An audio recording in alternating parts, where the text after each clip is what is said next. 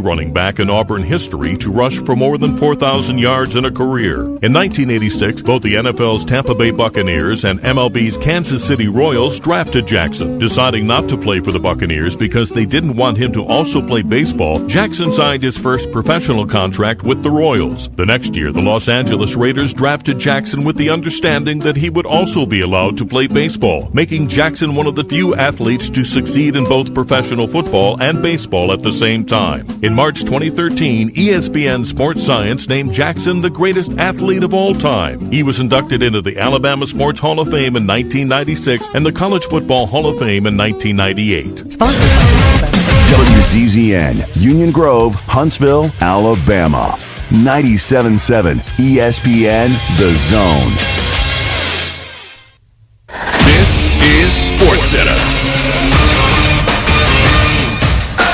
I'm Christine Lisi. Right now, two major stories in the NBA. Clippers expected to be without forward Kawhi Leonard for a key Game 5 against the Jazz tonight with a right knee injury. He could miss the rest of that second-round NBA playoff series, according to ESPN's Ramona Shelburne and Brian Windhorst. Leonard's been more than solid this postseason, averaging over 27 points and 7 rebounds in the Utah series, which is tied at 2 games apiece. Suns point guard Chris Paul in the NBA's health and safety protocol is out indefinitely. His availability for the West Finals is in jeopardy. If he's already vaccinated against COVID-19, he could be facing a shorter absence from Phoenix. For the ones who get it done, Grainger offers supplies and solutions for every industry. 24/7 support, free access to product specialists, and experienced staff at over 250 local branches. Call, click Grainger.com, or just stop by. Log on today, 977ESPN.com. The WZDX Pinpoint Weather Center, I'm Chief Meteorologist Jordan Dressman. Really is going to be a beautiful Wednesday across North Alabama, southern Middle Tennessee. Low humidity, plenty of sunshine, and temperatures hanging out in the low and mid-80s, dropping into the lower 60s as we head into the overnight. Thursday is essentially going to be a repeat. Mostly sunny skies, low humidity, temperatures in the mid and upper 80s, dropping into the lower 60s through the overnight. It's going to feel a little more humid on Friday. Still plenty of sunshine, temperatures hanging out in the upper 80s and lower 90s. I'm Chief Meteorologist Jordan Dressman on your home for ESPN Radio, 97.7 ESPN The Zone.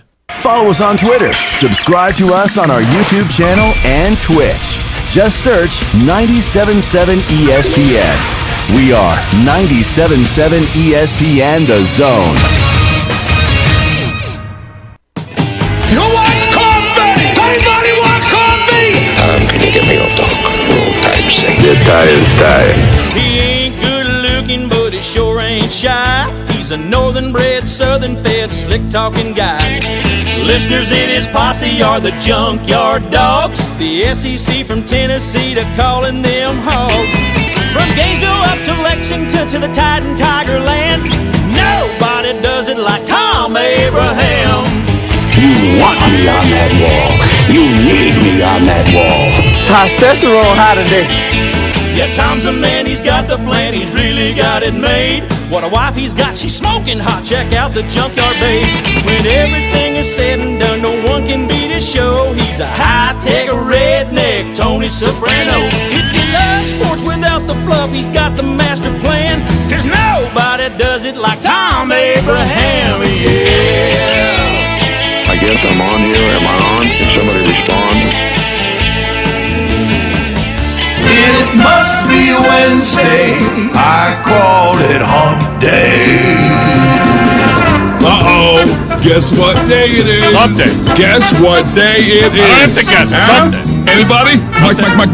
What day is it, Mike? Hump day! Guess what today is? It's hump day. Woo-hoo! Hump day! Doghouse! Welcome in, everybody. Welcome to Hump Day in the Doghouse. It is US Open Eve. And yes, we are taking your three-man team all day long today. So get ready to call it in during the show. You can text it in as well during the show. In fact, you can text me your team all day long. I've put this on the Twitter machine. I have put this on the Thom Abraham Show Facebook page. I have put this, I think I shared it over to the 97.7 ESPN Facebook page as well. I think. I'm not sure because I'm not totally good at that. But I think I put it over there as well. Your phone lines are open.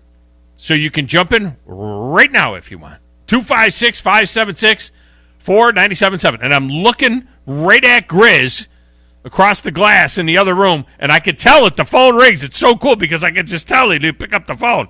And I'll know that boom, I probably should go to the phones at some point in time. 256-576-4977. We also have your digital doghouse for you as well. Our Twitter feed, at Thom Abraham Show.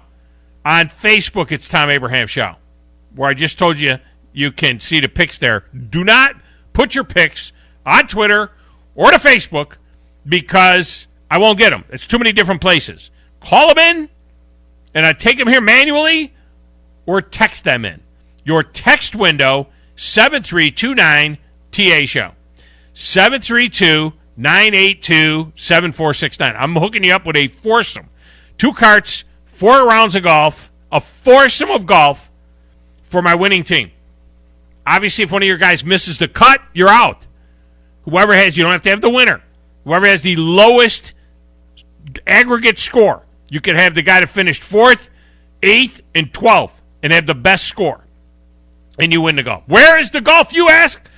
I'm not 100% sure yet. I've got 2 places where I know it can be at. I'm just waiting to see. I may want to do it at one place instead of the other place, but it might be the other place instead of the one place. You know it's going to be a good place because that's the way I roll. It's going to be good. The Zone is on Twitter, Twitch, and Facebook at 97.7 ESPN. You can watch the show there as well. Hello to all of you watching the show. Glad you have joined us. You watch it on replay. You can watch it live. You can watch it on the YouTube channel at 97.7 ESPN, The Zone. You can like and subscribe there. You go to 977ESPN.com for links to all of that. You can also get the app. You can take it near, you can take it far, you can take it in your car, you can take it to a bar. I think the app has, somewhere on the app, it must have links to live streaming as well. I'm sure. I mean, the guys do a great job with the digital side of things, so I'm sure that you can check that out there as well. All right. Man, lots to get to today. There are a ton of different things that we need to get into. And coming up in a few minutes, we're going to have a Caray's Corner segment with Trash Pandas radio voice Josh Caray. We're going to talk a little baseball with him, including, well, of course, we got the news of the sticky substance that you can't use anymore in baseball, that you never could use, but now they're going to enforce, and what kind of an impact might that have? Is it more a mental thing? Is it a real physical thing? We already got a pitcher that blew out his elbow, and he says it's because they won't let me use the sticky stuff. Boom, just like that. But I want to get into news that the Baseball Reference, which is basically the Bible of baseball stats, is now including Negro League stats in their numbers. The Negro Leagues that played from 1923-ish till 1948-ish, something like that, I think it was. I'm not sure. 1920 to 1940-something. I'm not sure what this means for the rankers and the records for a particular year and so on.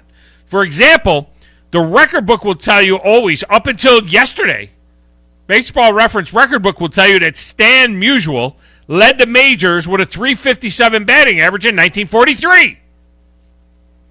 Now it says that Titilo Vargas of the New York Cubans, who hit .471 for the Cubans, led the league in hitting. And that Josh Gibson of the Homestead Grays was second at .466. Could you call a team Cubans now? I don't think you could call them the Cubans. Probably get canceled for that. So Vargas and Gibson ahead of Stan Musial in 1946. I mean, does this make sense? Is it okay? There's a lot to unpack here. And I know some of you are automatically thinking, does that mean that Josh Gibson is the home run king? No, because really nobody knows. If you look at Josh Gibson's Hall of Fame plaque, it says he hit nearly 800 home runs, baby. Nobody knows. The Negro League records are very incomplete, and they say he hit 145 home runs.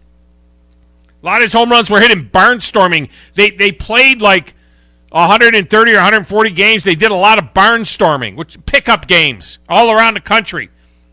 The records are very sketchy at best. At best. Baseball Reference says that's because of systemic racism. Why didn't they keep their own records? Well, I don't understand. How can that be? How can the records be sketchy because of systemic racism? They were the Negro Leagues. All right? They were run by African Americans, which then were called Negroes. They couldn't keep their own records? They didn't keep their own records? I don't understand. How is that systemic racism? Was it up to somebody else to keep the records? I don't get it. You would think the league would have kept records. But whatever. A lot to look, I have always said that Major League Baseball records are skewed pre-1947 in integration, since the players pre-1947 didn't compete against all the best players in the country. I always said that. You know, Babe Ruth's 714 was not as impressive as Henry Aaron's 755 in my mind, because Babe Ruth didn't play against all the best players, the best outfielders chasing down his fly balls, the best, pitchers. He didn't face all the best because he only faced white baseball players. Well, now is the reverse true, too? Can we accept all of the records and compare them to the Major League records when those players also did not? The players in the Negro League, they didn't face all the best players. They only faced the best African-American players. I mean, does that make sense? Is the reverse now true? Are we trying to compare apples and oranges? Now, look, there is a precedent for something like this. The NFL accepts and recognizes AFL records from the 60s as their own. And you can make the case that, especially early on in the early AFL years, the AFL was an inferior league. And it was made up largely of talent not quite good enough for the NFL. Pre-Joe Namath signing with the AFL. The AFL was where cast-offs went. Len Dawson, who goes on to have a Hall of Fame career, was a cut in the NFL. Twice. Many of the players that were in the AFL weren't good enough to play in the NFL. But we accept those records now as NFL record. Whatever they did, those are their NFL records. Joe Namath's numbers from when he was with the Jets, and then when after, post-merger, all of it's all the same. We don't separate it. So there's some precedent, but that's different in a way because they weren't like a white league and a black league. You know what I mean? So they were playing against their own, but was it inferior play? Yeah, in the AFL. But we accept those records as NFL records now. Nobody even thinks about it. We don't give it a second thought. And in fact, the USFL, it's interesting because the USFL records from the early 80s are totally ignored, even though there were a ton of NFL guys over there. In fact, of the 1,536 players that suited up for the USFL in its three-game history, 778 of them, basically half of the league, played in the NFL before or after their time in the USFL. We completely ignore the USFL numbers, including Herschel Walker's 2,411 yards rushing in 1985 in an 18-game season. The Pro Football single-season rushing record is 2,411. No, that's nowhere, man. That's not in Herschel Walker's numbers. Herschel Walker should be a Hall of Famer. Herschel Walker's a Pro Football Hall of Famer. Should be a Hall of Famer. He's not. Should be. And his numbers from the USFL should be included. The USFL was a better league than the AFL from the AFL's early years. The AFL became very competitive at the end of the 60s. But in their first 3 years, comparing to the USFL's first 3 years, not even close. Not even close. We ignore those numbers. Herschel Walker's 2,411 yards would have been 2,143 yards in a 16-game season, which is more than Eric Dickerson's current record of 2,105 yards in 1984 in a 16-game season. Of course, O.J. Simpson, who was the first 2,000-yard rusher, had 2,003 yards in 1973 14-game season. That would extrapolate out to 2,290 yards in 16 games. But we don't look at that as the record. So, see, all of this is murky. It's all kind of murky. And by the way, remember that list we had yesterday, the 10 greatest college football players of all time from R.J. Young on Fox Sports? Let me tell you something. O.J. Simpson should have been on that list. O.J. Simpson was amazing in college. Absolutely unreal. The 2 years he played at USC after coming out of the junior college, unreal. And you know what? Bo Jackson. Are you kidding me? Bo Jackson's not one of the... Bo Jackson wasn't better than Tommy Frazier. Bo Jackson was better than Steve McNair. Bo Jackson was better than Dan Morgan. Probably could have played linebacker better than Dan Morgan. And Bo Jackson, in college, Bo Jackson was better than Jerry Rice, who was at Mississippi Valley State and tore up the HBCU, but there's no doubt about it. But did Jerry Rice have those numbers? Bo Jackson did it against Alabama, in Georgia, in Tennessee. Would Jerry Rice have had those numbers in those games? That list still chaps me. At the top of the 11, Matt Rudy from Golf Digest is in with a U.S. Open primer as well. Over there in that little glass room, playing the platters that matter and the stacks of wax and keeping us on the air and working the buttons like the Wizard of Oz behind the curtain, and chapped, speaking of chapped, by the Braves breaking a heartbreaking game. A heartbreaking game. It's Coach Grizz. Here's the first pitch to Acuna. He swings and shoots one to the gap in left center field. It'll roll all the way to the wall. In to score Almonte. Here comes Ede. He will score. Going to third base, Acuna. He is safe. And he's fired up out there at third base. Now a 5-4 ball game with a tying run at third base. And this crowd on their feet here in the bottom of the fourth inning. Braves down 2, the pitch. That gets away from the catcher. Here comes Contreras to the plate. There will be no throw. He scores. Everybody moves up. 7-6, Boston. We'll wait to see how they score it. It was in on Freddie. Didn't look like that bad a pitch. Vasquez missed it. The stretch in the pitch swung on. Fly ball, left field, fairly deep, but not deep enough. J.D. Martinez circles under it. He'll make the catch. Tagging and coming to the plate and scoring the tying run is Guillermo Heredia. Braves have come all the way back, and they're tied at 7. 2-0 pitch. Hit in the air to center field. Going back there is Heredia. Still sprinting back. He's at the track. At the wall. This is gone.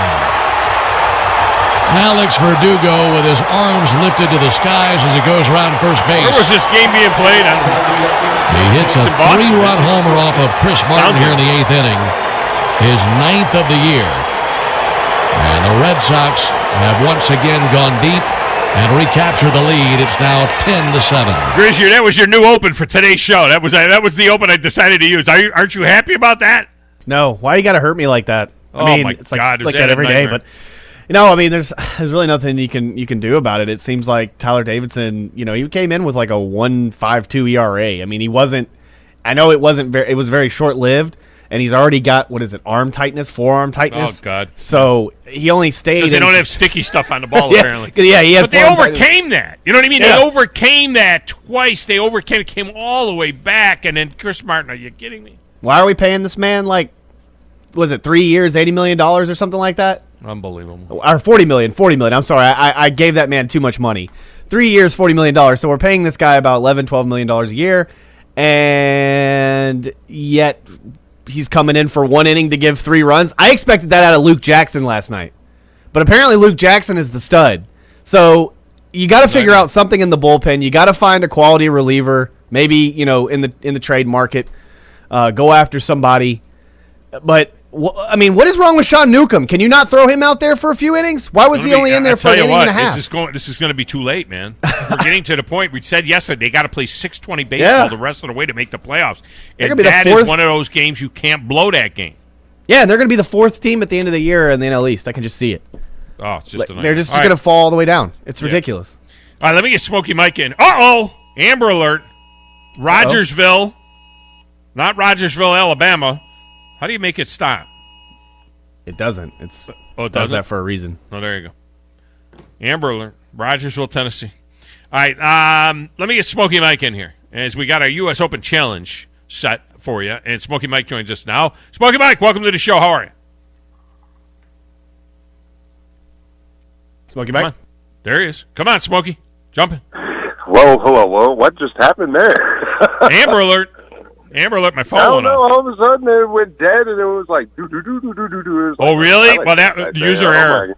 You know, I don't know. Chad's messing with the phones, I guess. I don't know. I surprised him with the Amber Alert, I think it was. So what's going on? Just a little bit there. Yeah. Oh, just cutting, selling, and buying, I mean, just the typical Cutting and buying. Buying and cutting.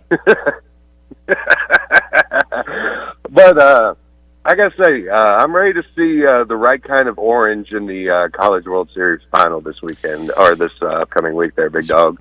Pretty exciting for the, they got to get by UT. UT's got to get by UT, and in their bracket. But I'm squeezing big time for a Tennessee Vandy final. How cool would that be?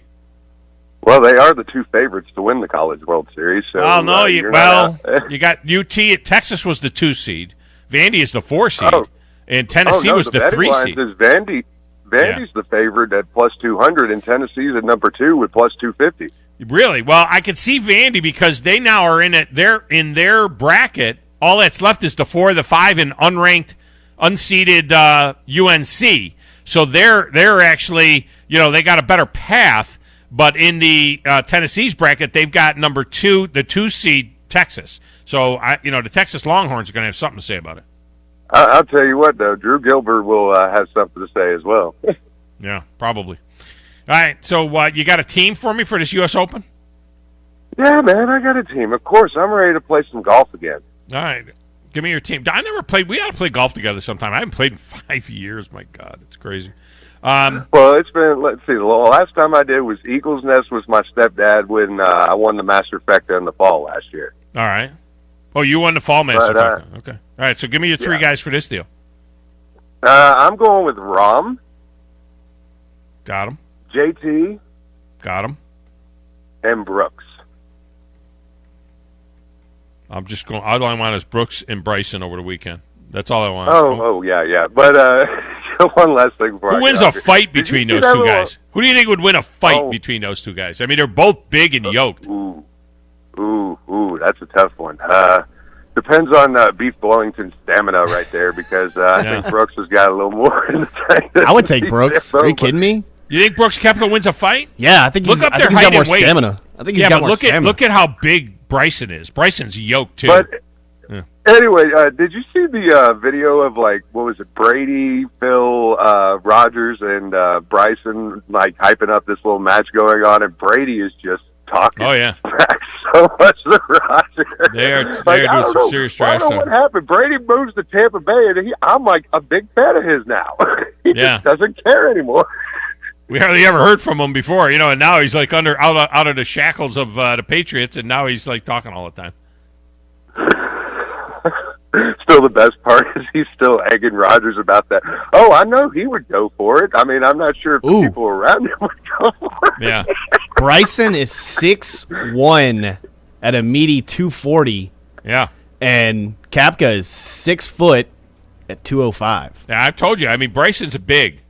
Bryson is I'm big. 6'1", 245, so I could, I know that type of stuff. But 205, they're both about 6 foot, 6'1", so 205, I mean, I could see Koepka maybe, bobbing and weaving, jabbing, you know what I mean, getting in and out. He might be all right, giving up that weight. Yeah, who knows? But I'm going to get off here and let others in right here. But we need a celebrity fight. Have yourself a wonderful day. All right, man, appreciate you. They need to do one of those. Do they still do those claymation fights? Remember they used to Celebrity do Deathmatch? Celebrity Deathmatch. Are you kidding me? I wish they would bring that back. They brought it back a few years. It had to have been 5 or 6 years ago, something like that. They tried to bring it back, but they can't be as bad as that show used to be. You know what I mean? We've gotten too sensitive. You couldn't bring that show back. You really can't. I don't know. Have you seen the HBO Batman show? I really? I feel like I should have known about this. What? What's the HBO Max? Is it that has? What's that show? It's a cartoon. DC Comics, Holly something or Holler. Let's see. Harley Quinn? Batman. Harley Quinn. Yeah, Harley Quinn. I feel like, Harley Quinn. Do you watch Harley Quinn? No. I thought the movies were really bad. If you've seen, I can't even remember what her mainstream, Birds of Prey. Birds of Prey was a terrible movie, and I'm a superhero guy, and I loved Harley Quinn. And Suicide I don't even Squad. know. Is Harley Quinn a person? Yeah, Harley Quinn is is Joker's sadistic girlfriend. He basically made her. He tortured her pretty much. So there's a scene in But an she loves upcoming him. episode. There's I'm going to be very delicate about this. There is a scene in an upcoming episode where Batman performs a sex act on Catwoman, and DC Comics HBO has right asked now. them to remove it from the. They say they can't do. You can't. You went too far. Apparently, it's this Like DC Harley Quinn sucks. thing is like a very R-rated cartoon or something. I don't know what it is. But they said you can't do that because Batman is a superhero, and superheroes wouldn't do that. And they're trying to sell toy figurines or figures or whatever to kids, and we can't have Batman doing what he did to Catwoman. If you know, if you played with Barbies or action figures, you probably did some questionable stuff as a kid. Because you know what I mean. I'm just saying that's what they said. They said that Batman does something to Catwoman, not Batwoman, Catwoman, not Supergirl. What? This is not the same Batman I remember. Yeah. I miss my Adam West days. It's extremely graphic, apparently. So, all right, Well, let's get a break. I'll tell you right now, Batman the Killing Joke on HBO is the best. It's animated. It's got Mark Hamill as the Joker, and he does an amazing Joker. And I wish he had ever got casted for it. But that'd be Harley Quinn or awesome. Harley Quinn, yes. Harley Quinn. Let's get a break. We will come back, and Josh Caray will join us now from the Trash Pandas. He's up next, right here on 97.7 ESPN The Zone.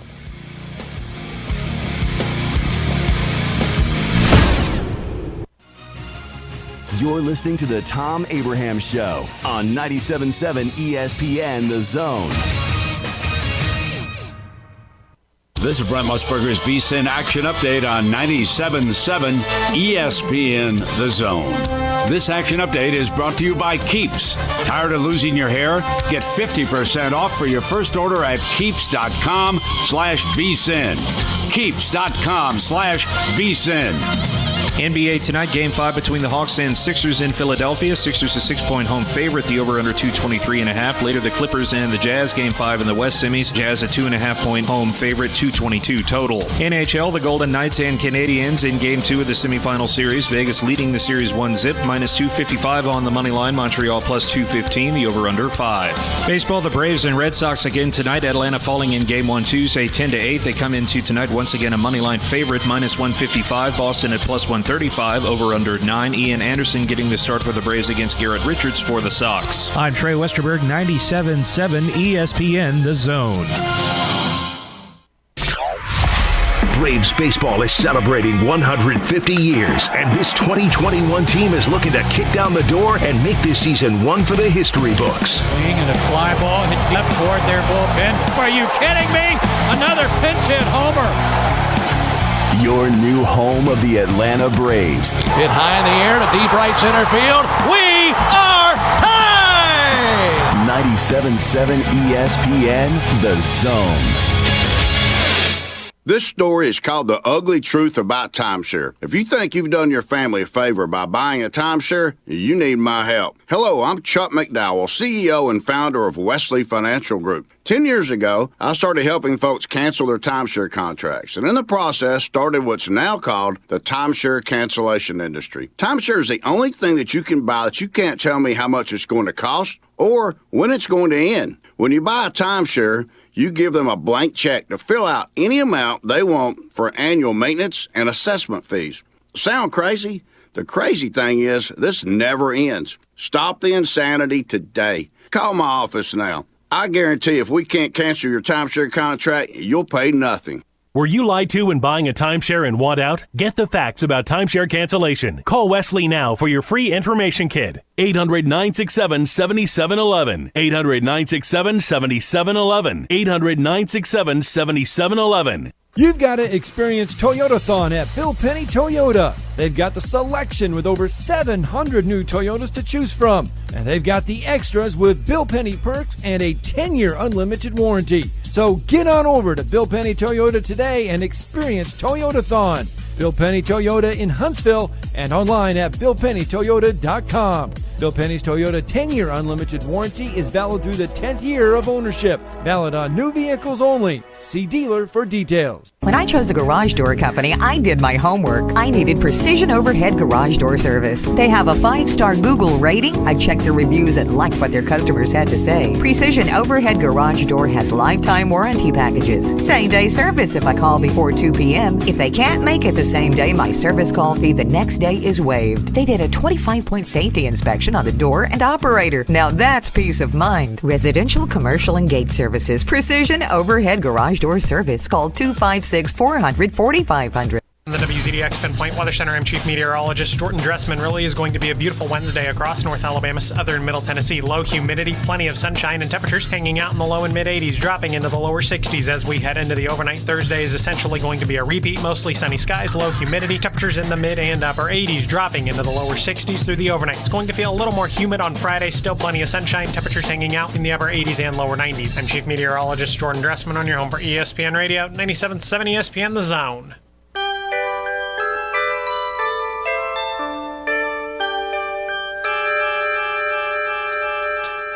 The Whiz Kids had won it, Bobby Thompson had done it, and Yogi read the comics all the while. Rock and roll was being born, marijuana we would scorn. So down on the corner the national pastime went on trial. We're talking baseball, Klazuski, Campanella, talking baseball. One of the great sports songs of all time. The Scooter, the Barber, and the New. Oh, that's a cool picture of Josh Caray. They knew them all from doing a Boston game. to Dubuque. Looking at it on the video feed of the show. You can check that out at Twitch, Twitter, Facebook, YouTube, Periscope. Is there anything that it's not on? I don't know what it's not on, but you can find it everywhere Facebook out gaming. there. Kidding, it is. Yeah, Grizz with a nice picture of Josh Caray working a game from up in his booth. It's his booth. You make it his booth. That's just the way it rolls. And he joins us now to talk a little baseball on the Neighbors Wealth Management Hotline. Josh, welcome back to the show. How are you? I'm good. I just heard you talking, so I pulled up Twitter here, and yeah, that is a good shot. I can't remember who took it, though. That's a good picture. I like that picture. You look very comfortable. You kind of, I don't know about you. I mean, over the years, I've had the press box at the Von Braun Center. I've had the press box in Birmingham at Legion Field. I've had the press boxes at various places where I did games, and you kind of make it your office. You know what I mean? It's just something so comfortable about it when it becomes your space in your area, and it's special, isn't it? Just sitting down there, relaxing those last few minutes before game time. It's just, I don't know, unless you've experienced, maybe you don't know. No, I mean, I hear what you're saying. It really is your office, and so when you get up there, you know it's time to kind of lock in and get ready for the ball game. And so, you make that your space, you and, a broadcast partner if you have one. Yeah. So, it's been, anytime I get up there, I know it's time for me to get ready. I was wondering about that, by the way. Yeah, do you have a broadcast partner at home? Are you doing everything solo? This year solo. We may change that up this off season, but needless to say, with everything that was going on this past winter, not knowing the schedule, what the budget was, things like that, I decided to go ahead and just do it solo this year, make it easier for everyone else, and then. It's something we'll address when we get to the off season. You gotta have all your anecdotal stories and all that kind of background stuff, and it is a little bit tough when you're your own color guy. Oh, dude, when it's baseball, it is really tough. I mean, basketball I could do by myself, no problem. But football and baseball, I mean, especially baseball, if you've got one of these, 4-hour things like we had last week. That's brutal. I mean, I don't care who you are. Unless you're Vin Scully, it's hard to make that interesting. So, you just got to – it's one of those things that you just got to grind through. Hopefully you get more good games than bad games, and you just go from there. Yeah, baseball's the toughest for that, to do it yourself. You're right. There's no doubt about it. Hockey is the easiest. I don't know if you've ever done hockey, but hockey's the easiest because hockey carries the action. There is no time to get a guy in, and hockey really carries the action, especially if you're not doing NHL hockey because it's the timeouts are so short. You barely get 30 seconds after a goal before they're getting ready. You barely get enough time to tell who scored the goal. So if you ever do hockey, that's one that just absolutely carries itself. Yeah, I haven't done hockey, but I've done basketball, and I know there's more stoppages in play. I think that's almost the perfect sport because there's enough lull time to where you can fit something in here and there, but not enough to where you get bored. And the games, you pretty much know how long the game's going to be.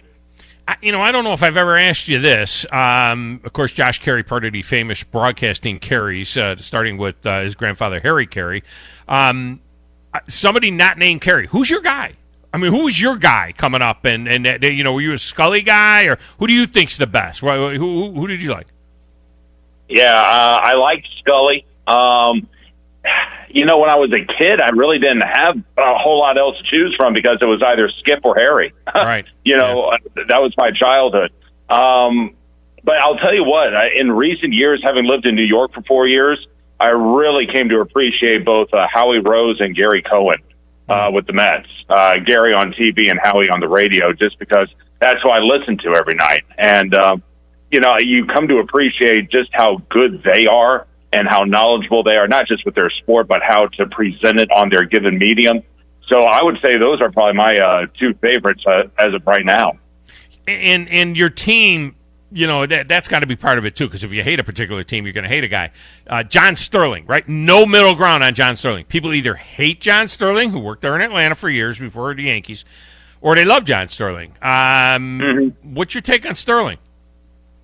On a personal level, I like John. I mean, he was a good friend of my dad, even after he left Turner. And he's always been good to me. It's not my cup of tea, but I will say this.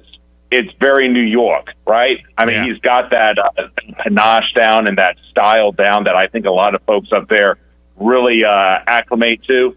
Little unknown story. My dad and Sterling were both considered for the Yankees radio job back in the late 80s when Sterling wound up leaving Turner. And one of the reasons Dad did not get the job is because Steinbrenner wanted a New York guy. I mean, he just felt that would be the better fit, and he was probably right. But, it's a style that doesn't exactly endear to me, but endears to a lot of folks up that way. Love him or hate him. Did he do the nicknames, or did he do the crazy home run calls and stuff like that when in Atlanta? I don't remember. Did he used to do that then, too, or did he just start doing that in New York? Was Burn Baby Burn the first one? Yeah, I think when he went to New York, that was the first one because the corporate folks at Turner wouldn't allow it. But, he was the one behind the mic when Rick Camp hit that two-run shot on July 4th of 85. He lost his mind then, but I think everyone did at that time. But, he always had a bit of a flair for the dramatic. He's always been into the theater and the arts and drama and all that stuff. So that's always been his M.O., but I think it really took a step up when he got to the Yankees. Yeah, he's got a great voice, and that's part of it, isn't it? I mean, you don't have to have a great, but he has a great pipe, and I think just him doing the game when he's just regular doing the game and not doing the shtick. He is a guy that's got a really, really big voice, like your grandfather did, and your dad. Yeah, I mean, that's voice is to a broadcaster what speed is to an athlete. You really can't teach it; you either have it or you don't. And that carries you a part of the way because what sounds good coming out of one person's mouth is a lot different than it might be for someone else. And a lot of that just has to do with the tone of the voice. So, he's got a great set of pipes, and it's helped him big time. And I say this as a guy that is in the business that relies on advertising, right? And advertising is a very, very important thing. And I lead the advertising team at the radio station and everything else. Having said that, the one thing that drives me nuts about that broadcast, and that's the only radio broadcast that I listen to from Major League Baseball, is I listen to it on the MLB app. It's just there's a live read. They got Susan Waldman doing a live read, not every other batter, every other pitch. I cannot believe the number of it's just too much. It really kind of gets in the way of the broadcast where it's just constant, literally 3 or 4 or 5 per per half inning, and it's just too much. Yeah, I hear you. I mean, I kind of had to do the same thing with our guys, but nowhere near to their level. But, the Yankees are always going to be the top dog up there. I mean, I think they're the top dog. I mean, New Yorkers love all their sports teams, but I think the Yankees just have a little something extra over everyone else. And so that's easy money. That's easy money in the bank for the radio network, and they kill it every year. Yeah, no doubt about it. Trash Pandas killing it last night against a Biloxi Shuckers team coming back to Huntsville, where they originally were as the Huntsville Stars for the first time. So this is kind of cool. And they're really scuffling. I mean, if you're just a fan of it, if wins and losses do mean something to you, and I still think that even though this is all about development, it's still nice to see, the Trash Pandas go up to Knoxville and win a bunch of games there and then come back and keep winning. Winning is still fun. Boy, it just seems like we got the right group of kids, that's for sure right now, because that Shucker team at 13-24 now, Trash Pandas 2 games over 500, and really playing good baseball here over the last couple of weeks. Yeah, I've always said this about our guys. They're a veteran-laden bunch, and so they know when to take care of business. And, between Tennessee and Biloxi, those are 2 teams that they're not just struggling, but they're really young. And so you want to see the veterans kind of pounce on them, and that's exactly what they've done. Biloxi has given up, I think, the 4th most homers in all of minor league baseball, and Rocket City, they're number 1 in AA in home runs. So there were 3 last night. I wish the starting pitching had been better, but hopefully Denny Brady will bounce back from that. Other than that, though, the bullpen looked great, and they're just taking care of business against 2 outman ball clubs, and that should help pad the overall record. So Chicks dig the long ball, and last night was ladies' night, so they got 3 long balls for that. I suppose that's a cool thing. You mentioned they do lead the AA in home runs. Now that it's been several games in the building, how would you characterize the park? Are you getting a feel as to whether or not, because I thought it was going to be a pitcher's ballpark, but are you getting the feel as to whether or not it's a hitter's park or a pitcher's park, or is it just that there's that many boppers right now on this Trash Panda team? There are a lot of boppers. Now, I will say left field is a launching pad. I mean, if you're a right-handed hitter, you're licking your chops. I mean, the ball just takes off that way.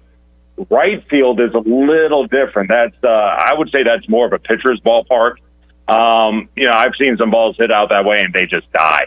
So I think it pretty much evens itself out. I think in the years to come, your typical AA team's not going to hit as many home runs as the Trash Pandas are. It's just that there were so many guys available after the shutdown last season. They were able to pluck a lot of the Angels were able to pluck a lot of different guys to plug in some gaps within the minor league system. So, again, you got a lot of veteran ball players out there right now who know what they're doing, who know how to handle opposing pitching. And a lot of them are taking care of that short porch in left field, and the numbers show it. So tonight's dog night. Bring your dog to the ballpark tonight. Don't need a ticket for the dog. What about this school supplies drive, though? Tell me about that. What's going on with that deal?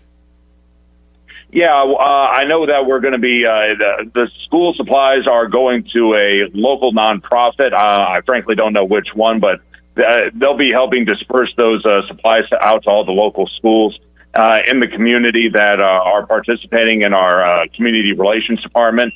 So we'll be taking part in that, and that'll be a nice little avenue as we head into the summer. I know kids are not really thinking about school right now, but it'll be here before you know it. So it's something we're happy to take part in and be a part of. And then tomorrow night, is the big this is the first time they've ordered a Huntsville Stars gear, right? Tomorrow night, they throw back to the Huntsville Stars. They'll wear the Stars gear, and the first 2,500 adults get the T-shirt. Is that right? Yeah, that's right. And that's going to be a fun one. I think that's going to be a nice little back in time machine type of moment for a lot of folks. I know there's you know what, it was really neat last night seeing Mike Guerrero, the former Stars manager who's now with the Shuckers. Brooks Hall was the starting pitcher for Biloxi. He's a former Huntsville Star.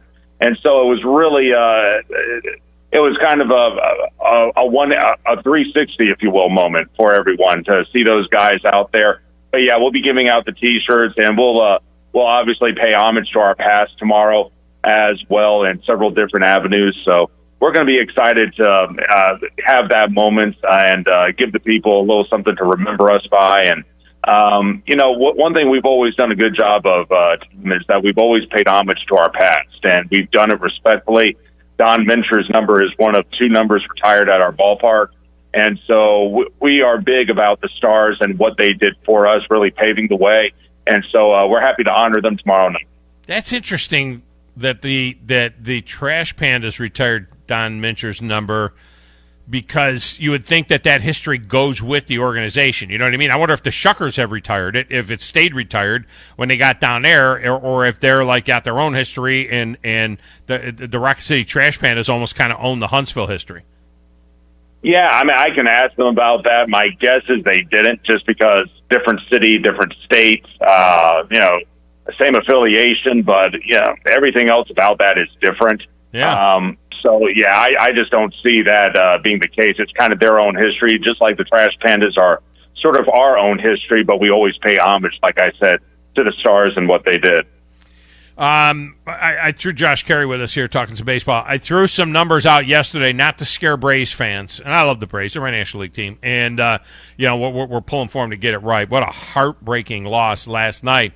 But I start crunching numbers, and you hate to do it, but, I mean, there's 100 games left, 99 games left, something like that in the season, so we're far enough in to where you can start extrapolating some numbers. If you buy right now that it'll take 92 or 93 to get in, and I don't think there's a wild card coming out of the NL East. I think it's got to win the East. It's got to be going to take 92 or 93 games to be right there. When you do that, the Braves have to play the best baseball in the National League the rest of the summer. I mean, they have to play 625 baseball now the rest of the summer to get to 92 or 93 wins. It's hitting critical mass.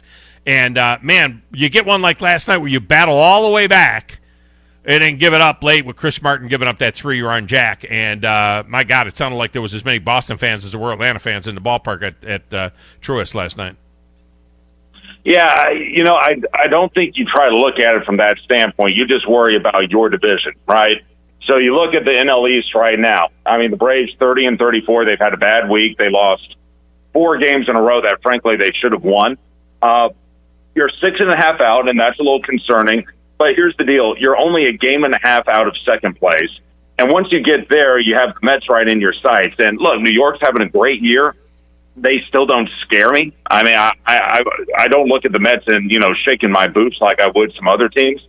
So, we saw this a lot in the early 90s with those Braves teams. They were down 9.5 at the All-Star break to the Dodgers. They were down 10 games at one time to the Giants in 93.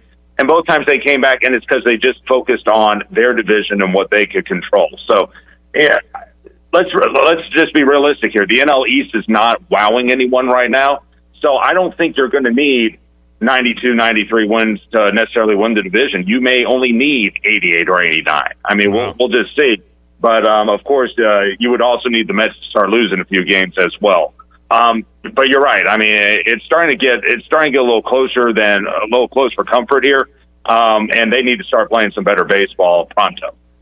I went off on a rant a couple of days ago, all this gushing about Jacob deGrom. The number is stupid. I mean, the 0.57 is just absolutely crazy. We've come full circle. Remember back a few years ago during the juice years, if you were under 4 in your ERA, they threw you a parade. Now he's got this 0.57. But I bristle, Josh, when they want to keep saying how, his number compared to Bob Gibson in his first 10 starts, and they keep talking about start. First 10 starts, ERA, first 10 starts, ERA. In Bob Gibson's first 10 starts in 1968, he pitched 90 innings. He had 28 complete games out of 34, was never taken off the mound, only was removed for a pinch hitter that year. Never once did they go out and get him off of the mound.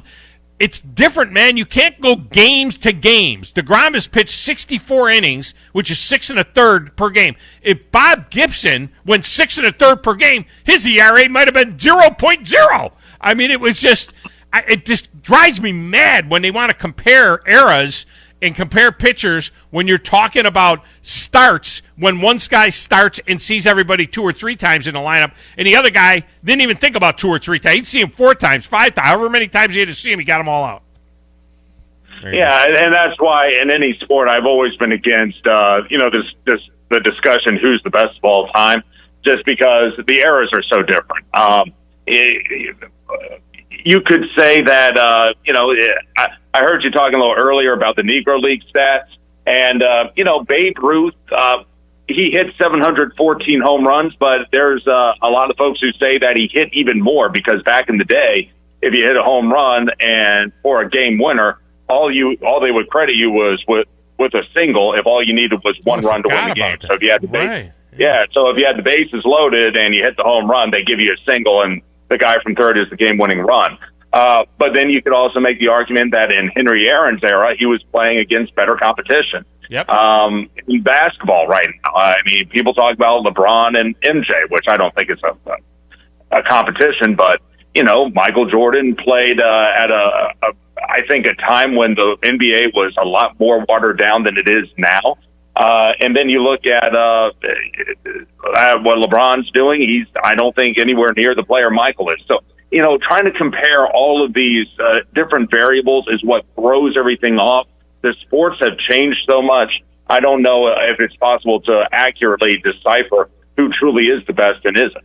Yeah, it's a great point. Josh Caray has been our guest. Josh, I appreciate you so much. Have a great call tonight. Locking and loading each and every night. Of course, tonight, dog-friendly night, and then throwback night, then Friday night with the fireworks, Saturday night with the fireworks. It's a great homestand. And then a Father's Day game where dress socks giveaway for the first 2,000 men at the game. So that's all good stuff coming up in this little homestand. Appreciate you, Josh. All right, Tom. Have a good one, buddy. All right, thank you. It's going to break in here. I wanted to get more into that Negro League stuff, but, we didn't have time to do it. But we'll get a break in here. We'll come back and wrap up this segment of the show, this first hour of the show, next, right here on 97.7 ESPN, The Zone.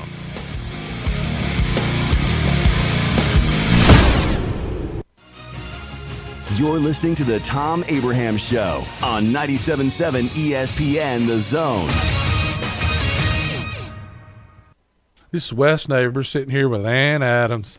Ann, I understand you have some exciting news. Yes, Wes, I do. Berkshire Hathaway Home Services was just recognized in the 30th Annual Harris Poll Equitrin as the Real Estate Agency Brand of the Year and the most trusted real estate brand. That is awesome news, Ann. Great companies in Huntsville, Alabama, winning awards is what we want. Is it a great time to list your home? Yes, it is. The inventory is low and the market is heating up. And I understand you're also looking for agents. I am. We are so busy, Wes, we need agents to keep up with the demand. Ann Adams and Rise Real Estate has been doing business in North Alabama for the last 35 years. If you want to do business with someone you can trust, she has been writing contracts since she was 9 years old. Call Ann today at 256-337-2625. Are you in the market for a recreational vehicle? Do you want to get out and see more of this beautiful country? Well, imagine hearing the laughter of your little ones enjoying gooey s'mores by a cozy campfire and making lasting memories with your friends and family from the comfort of a new camper. We can make your dreams come true at Hall's RV. With over 15 years in the camping business, we know how to get our customers into the perfect camper. We have several models and floor plans here for you to choose from, both new and used. We're family owned and operated with fantastic deals and great service.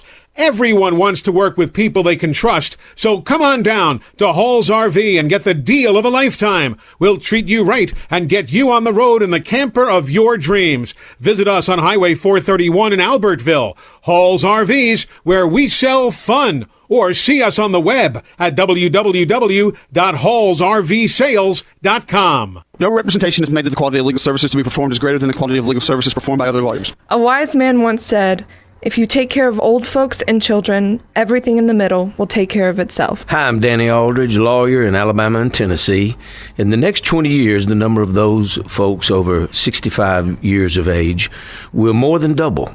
In our golden years, the most important goal is to be treated with dignity and have control over doing what makes you grateful with those you love. At the Aldridge Law Firm and the Legal Town Center, we're dedicated to help you with these goals, and we'll be there when life throws you those inevitable curveballs. Let us assist you with your legal needs, whatever they may be or become. You may reach us by phone at 256-534-3188 or online with Dan at danaldridgelaw.com. Just remember, we're here to help. Whether it's personal injury, wrongful death, fraud and cheat, or estate planning made complete, we're here to help. Hey folks, this is Arthur Seaton, managing partner of University Kia, here letting you know we are proud supporters of Madison Academy football. And a quick shout out to my son, Avery Seaton, number 19. Stop into University Kia today and shop our large selection of new Kias, including our all-new Telluride 8-passenger SUV, the stylish new K5, and the sporty new Seltos. Visit universitykia.com to view all our great offers and get pre-approved in minutes so you can drive home your new Kia today, because we want to see you in the Kia. Go Mustangs! Guys, when we were 20, we never had to worry about spontaneity. And now that we've gotten older, spontaneity has been replaced with pills and injections. We're just trying to keep that intimacy, but it's taken away from spontaneity. At Advanced Life Clinic, we now offer GainsWave, which uses sound waves to non-invasively treat this issue with no need for pills or injections. Just give us a call, 256-888-9367, or check us out online, advancedlifeclinic.com. In the WZDX Pinpoint Weather Center, I'm Chief Meteorologist Jordan Dressman. Really is going to be a beautiful Wednesday across North Alabama, southern Middle Tennessee. Low humidity, plenty of sunshine, and temperatures hanging out in the low and mid-80s, dropping into the lower 60s as we head into the overnight. Thursday is essentially going to be a repeat. Mostly sunny skies, low humidity, temperatures in the mid and upper 80s, dropping into the lower 60s through the overnight. It's going to feel a little more humid on Friday. Still plenty of sunshine, temperatures hanging out in the upper 80s and lower 90s. I'm Chief Meteorologist Jordan Dressman on your home for ESPN Radio, 97.7 ESPN The Zone.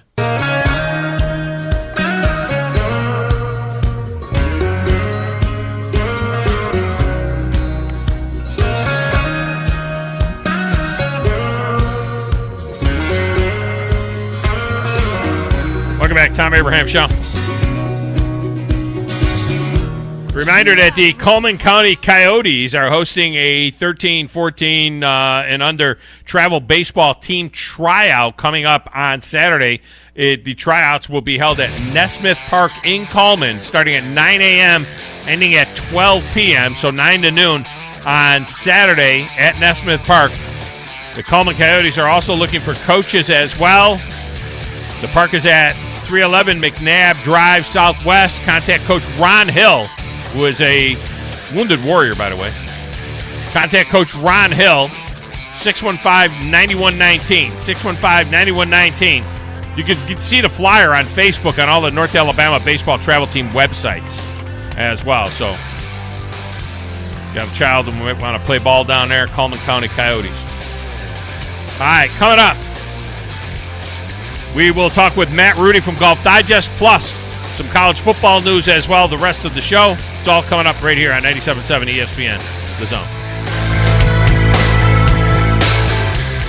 TOC Sports has been there for you. Now, you're probably asking yourself, what does that mean? It means for more than 20 years, Alabama's largest orthopedic group has been there providing coverage and care to more schools and student athletes in the Tennessee Valley than any other group. It means whether you are the star football player, the all-region volleyball ace, or someone who hurt their knee in a weekend pickup basketball game, TOC Sports physicians are proud to have the opportunity to care for all your orthopedic needs. It means for parents, coaches, athletes, desk jockeys, or even weekend warriors, TOC Sports physicians continue to meet and exceed the orthopedic and sports medicine needs of our community. But most importantly, during these challenging times, we're here for you now, and will continue to be here. So as long as there are players on the field, games to be played, and contests to be won, the orthopedic specialists from TOC Sports will be ready to help. We don't know what the future holds, but you can count on the TOC Sports team to stay committed to you, so you can stay in the game. Call 256-539-2728 today and ask to see a TOC Sports physician. Check them out online, also Facebook, Twitter, and Instagram. I love overpriced stuff. Avocados, designer t-shirts, artisanal water. That's why I get my internet from the other guys. Paying more for the same stuff. What could be better? wow is better. For just $19.99 a month, we give you the super fast, reliable internet you need and the awesome customer service you deserve. Act now for our best deal of the year. Internet 100 for just $19.99 a month. Plus, learn how to get $200 on us at Huawei.com. Limited to new customers with auto pay and paperless billing. Equipment, taxes, and fees extra. Offer subject to change. Restrictions and terms apply. Our latest zone deal is from the Hummus and Pita Company, where everything served is made from scratch right on site. Executive Chef Jose Tapia's menu draws its inspiration from across the Mediterranean and beyond, with nods to Greece, Israel, Morocco, and the Middle East. And right now, you can enjoy $50 worth of the scratch-made goodness of the Hummus and Pita Company for half price, just $25. Log on 977ESPN.com now for your half-price zone deal from the Hummus and Pita Company, and get yours before they're gone. WZZN, Union Grove, Huntsville, Alabama. 97.7 ESPN, The Zone. This is SportsCenter. I'm Christine Lisi. Right now, two major stories in the NBA. Clippers expected to be without forward Kawhi Leonard for a key Game 5 against the Jazz tonight with a right knee injury. He could miss the rest of that second-round NBA playoff series, according to ESPN's Ramona Shelburne and Brian Windhorst. Leonard's been more than solid this postseason, averaging over 27 points and 7 rebounds in the Utah series, which is tied at 2 games apiece. Suns point guard Chris Paul in the NBA's health and safety protocol is out indefinitely. His availability for the West Finals is in jeopardy. If he's already vaccinated against COVID-19, he could be facing a shorter absence from Phoenix. For the ones who get it done, Grainger offers supplies and solutions for every industry. 24/7 support, free access to product specialists, and experienced staff at over 250 local branches. Call, click Grainger.com, or just stop by. Your home for the best coverage of football anywhere. See, now this is a football. I want you to carry this with you always. Never let it out of your sight. 97.7 ESPN, The Zone. You need to be more like a dog. Like what you guys are doing. You've got your fingertip on the pulse of your listeners. You guys know what they're talking about. Be a dog. God bless the show. You are the Messiah. We need more dogs. This is the best show on radio. The big dog, Thom Abraham, is here with you. Hey, I see you. I see you, dog. So settle in and get your bark on. That's my dog. Now live, here he is, the big dog. Let's go, baby! Thom Abraham. How you doing? How you doing? How you doing? How you doing? How you doing? How you doing? How you doing? Look, I don't speak Spanish. I don't know how to say this, so I'm going to choose my words very carefully. I think you're a psycho. Do you know who I am? I mean, that guy sounds like El McPherson farting into Miles Davis' trumpet. I guess I'm on here. Am I on? Can somebody respond? Get off my lawn. I have to drag my Yankee ass out of here.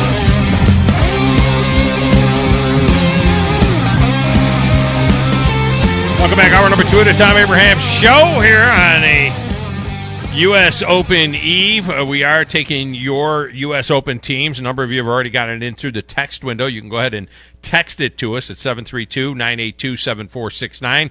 That's 732-9TA-SHOW. Just text me your 3-man team. Low team wins golf. We'll hook you up with a foursome along with a couple of carts as well. To be determined where yet, because I got 2 great courses I want to send you to, and I'm not sure which one it's going to be yet, but you know me. I'm always going to send you to someplace really nice. You can also get in on the phone lines coming up after the segment with Matt Rudy from Golf Digest, and that, of course, is 256-576-4977. Those of you that are watching the video feed of the show at the various platforms, you see Matt Rudy's picture up there. You're kind of a rugged-looking guy. I mean, if we're going to have this discussion as to who would win a fight between Bryson DeChambeau and Brooks Koepka, the answer might be Matt Rudy. I mean, he's probably a calm guy, a nice guy, but I mean, I'm looking at that picture of him, and he looks like a little MMA guy or something. Like he looks like he's ready to go. And I swear it looks like his headshot for like an actor or something. I mean, he's got an actor's headshot. He looks like he's in one of those movies. And he joins us now. Matt, you look like you're ready to throw, man. And that you got a bad look on your face in that look. In that picture. I gotta be honest. I could put both those guys in my pocket. I run about 6'6", 340. So those guys, my! They wouldn't be in my weight division. So. Oh goodness! I didn't realize you were that big a guy from seeing the picture. I thought I was a big guy. You are the big dog, not me. Well, Rahm goes. I don't know. I'm thinking about John Rahm now. Brooks Koepka goes about 205. He's 6 foot or so, and they say DeChambeau is about 6'1", 240, 242. But he might be just a little bit soft. I'm thinking that Brooks might be able to get in, kind of like stick and move, and maybe he can outlast DeChambeau if it came to it. I'm not advocating for that, but if it came to it, I do have to say, in general, golfers are not the toughest of athletes. So even I think 55-year-old Vijay Singh could probably take both of those guys just on pure meanness. There's a lot of bark and not a lot of bite on the PGA Tour. Let's just put it that way. Yesterday, by the way, in history, can you think of a rivalry or a little bit of a nastiness between guys? Because I know that there were guys that didn't like Jack Nicklaus early on, especially, but more envious than everything else. And he was, by the way, a very slow player. Guys didn't like Lee Trevino. Jack didn't like Lee's chatter constantly whenever they were playing together, and Lee was talking to the crowd and everything else. But can you think of a vitriol between players that is at this level where it's kind of been public like this? Yeah, I mean, it's more public because social media, but there was real hatred between guys like Paul Azinger and Seve, because of the gamesmanship that went on, and the Ryder Cup and the coughing and the distraction. That was real. This is I think it's not a mystery that we're seeing this after the tour has decided that it's going to pay people for more social media engagement. This is kind of a tempest in a teapot where people are. I mean, I don't think those guys would get along under the best circumstances, but some of this is manufactured because it seems to play well in the media. But historically, there have been guys that have hated to play with each other for a lot of reasons. Fast players playing with slow players.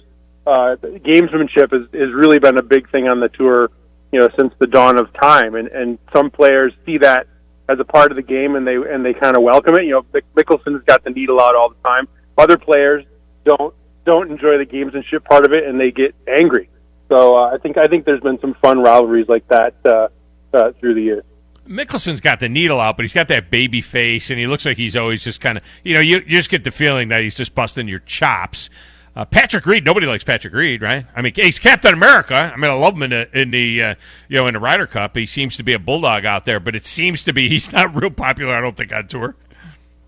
Yeah, I think that's a good mixture, though, because if you're not well liked, but you don't care if people like you or not, I mean, that works out okay. I think you can actually throw more people off what they want to do. I think of a famous story about that. Ernie Els and Retief Hoosen have known each other since childhood. And when they were paired at Shinnecock at the US Open in the final group, Ernie walked up to Retief to shake his hand before the run, and Retief throws him out. Didn't even talk to him. And it was so disconcerting to a guy like Ernie, who's super polite and nice and as friendly as you could ever want to meet. I took him 4 or 5 holes to figure out what was going on, and by that time he'd already made a double, and it was over.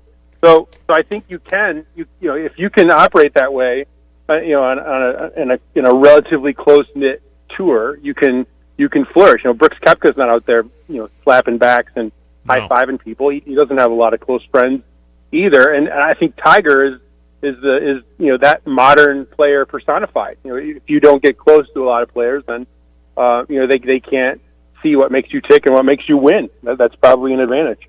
Yeah, and it does have a lot. That is a lot of Koepka's game as well. I always felt that he was kind of like the next level of Tiger, or the modern Tiger, if you would. Would either of these guys, what you know of them, would either of these guys be affected by this controversy going into this U.S. Open? You got guys that, a two-time champ in Koepka and the defending champ in DeChambeau.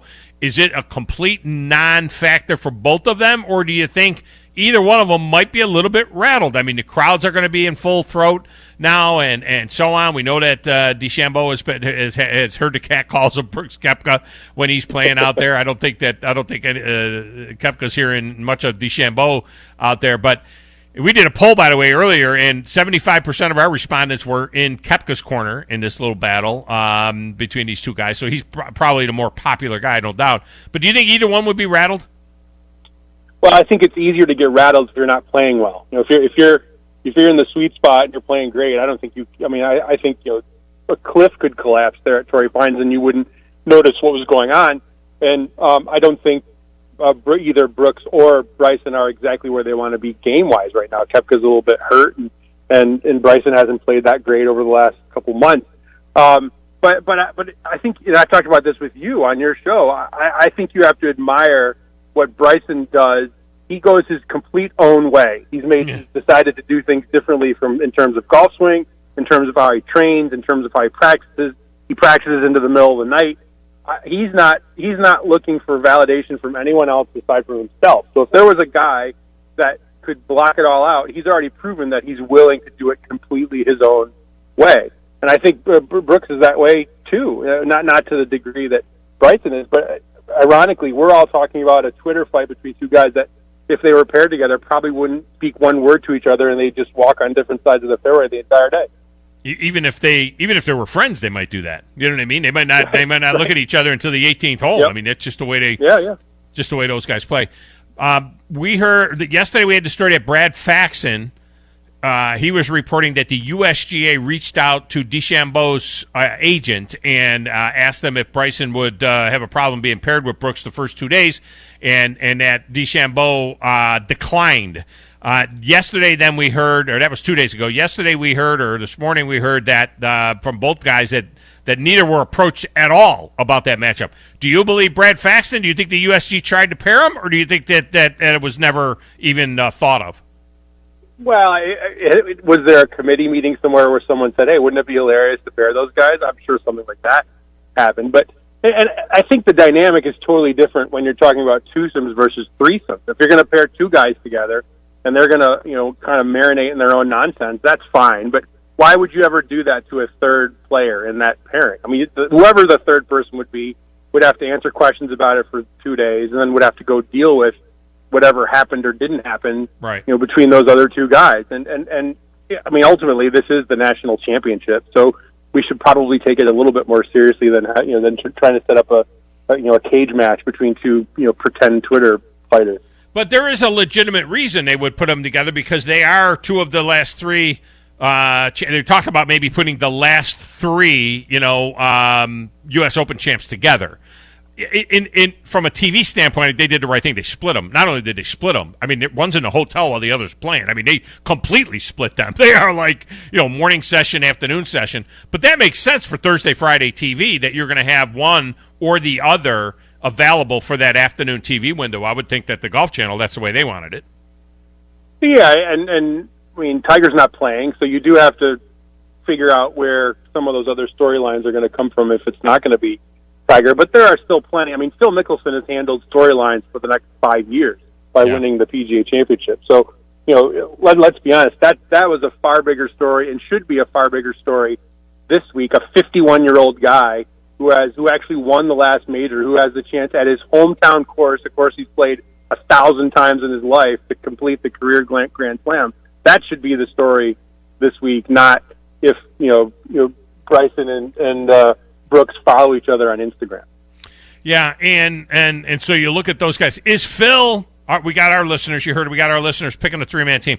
Is Phil a sucker bet, or is he a legit guy to at least be on a leaderboard? The way our contest works, if your guy misses the cut, you're out. I mean, it's a three-man team, your lowest score. So, is Phil a guy that you suspect will be hanging around par and be there and not hurt a team on Sunday? Or do you think he's a guy that literally is either going to be at the top of the leaderboard, near the top of the leaderboard, first page, or he's going to miss the cut?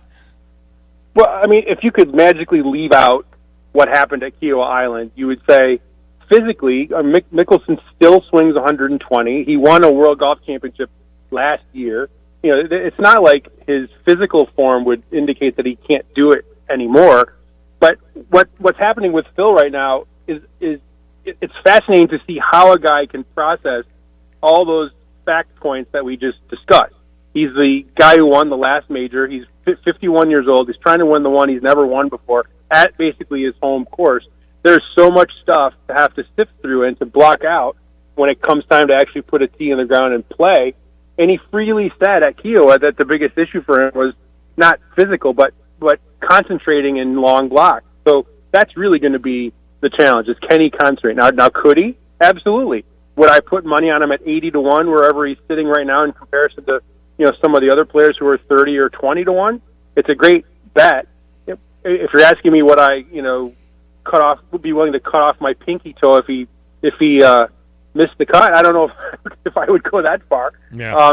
Because 51-year-old bodies, speaking as a soon-to-be 49-year-old man, bodies in that age category, sometimes you wake up and you're just not feeling that great that week, and that's a piece of it too. That's a far different factor for someone like John Rahm or even Rory, a guy who's 30. That's a far different factor than for someone who's 51.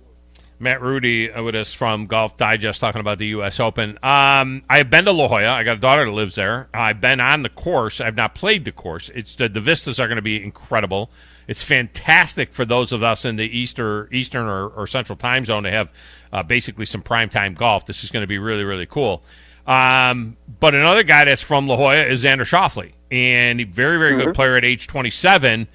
How, he has not played well there in the past necessarily. I guess he did pretty good in the Farmers Insurance there back in January. Would you be jumping on Xander Schauffele as the local kid? Well, he plays great in majors. That's a big thing. When the golf course gets harder, he plays better. So I think, just speaking from minor league personal experience, my home course here in Connecticut is hosting the Senior Women's Open at the end of July. And just what they're doing to our course for that level of USGA event, the rough is not even long, but what they've done is thickened it out to the point where even short rough, the ball is almost impossible for someone with average club head speed to get the ball out. And when you multiply that by 2x or 3x for what they do for these tournaments, this is a fundamentally different golf course than the one they see for the Farmers. It's a different time of year. The rough profile is completely different. It's more, I think you could base it more on who's a good hard golf course player, who's a good major championship player. And Schauffele is in that. He happens to be local, and I'm sure he's got a lot of good feelings about being in San Diego.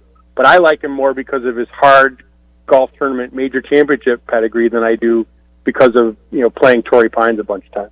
It's amazing, you say that what they can do to these courses. I remember playing college golf on Oak Hill Country Club in 1980, and we played there a month before the PGA Championship was there in 1980. And it was, Oak Hill's tough. Oak Hill's always tough. You can't take tough away from Oak Hill. But I remember going back there to watch the PGA a month later, and I was like, where did the fairway go? And what the hell happened? Did they not cut the grass in the last month in the rough? It is amazing how they can take a course and it can be completely different. The course that they're playing now versus the course they played in January, for the Farmers is a completely different animal. Well, and don't forget too, Bryson.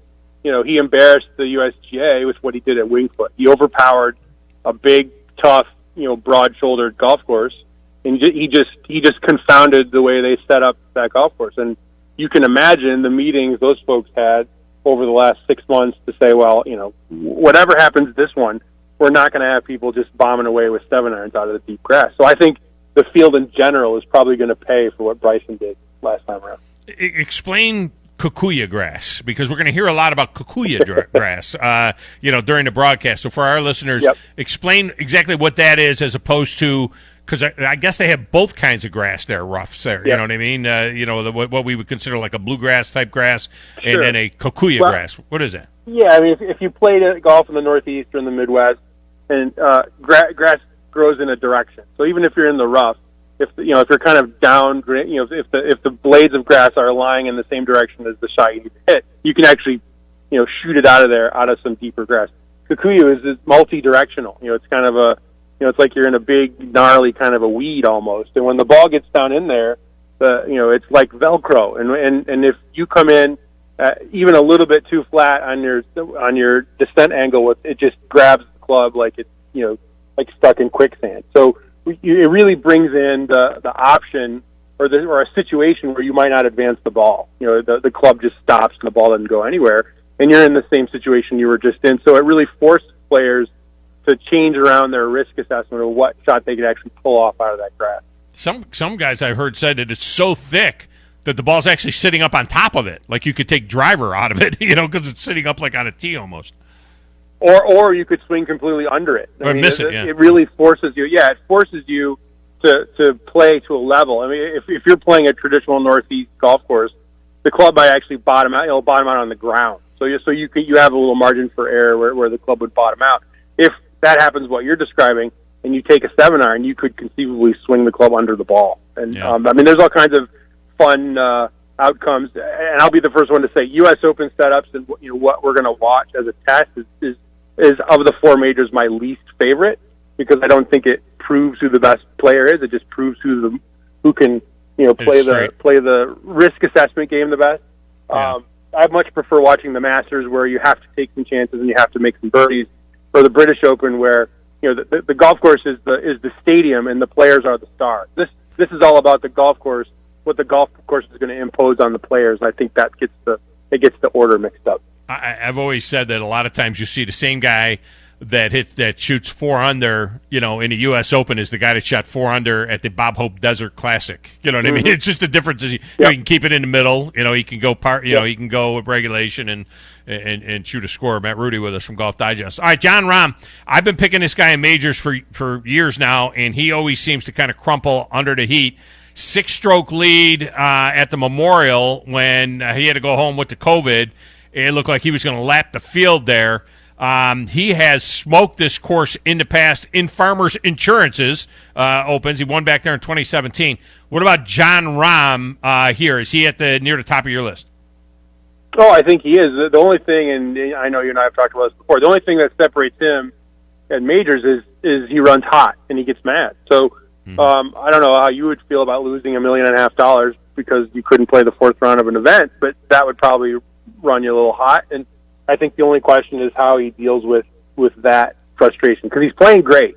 The where he is with his game is not a surprise. He's been one of the top 2 or 3 players in the world for a long time now.